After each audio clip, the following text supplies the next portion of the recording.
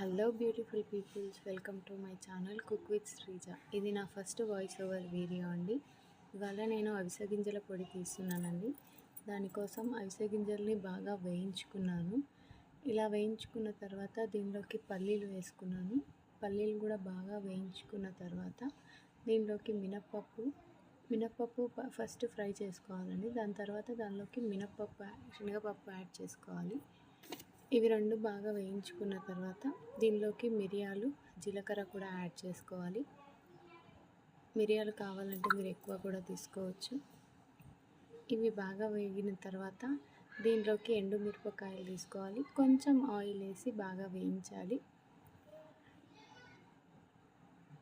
ఇప్పటిదాకా మనం తీసుకున్న పప్పు దినుసులన్నీ చల్లారనివ్వాలి. దీంట్లోకి కొన్ని వెల్లుల్లి కూడా యాడ్ చేయాలి అండి. ఇవన్నీ ఒక మిక్సర్లోకి తీసుకోవాలండి. ఇది గ్రైండ్ చేసుకోవాలి బాగా. కొద్దిగా బరకగా ఉండగానే దీంట్లోకి మనం ఎండుమిరపకాయలు, కాస్తంత ఉప్పు యాడ్ చేసుకోవాలి. ఇది బాగా మిక్స్ చేసుకున్న తర్వాత నేను కరివేపాకు కూడా తీసుకున్నానండి. ఇది బాగా కడిగి ఇలా వేయించుకోవాలి. కొద్దిగా నూనె వేస్తే చాలు. ఇదంతా బాగా పొడి చేసుకోవాలండి.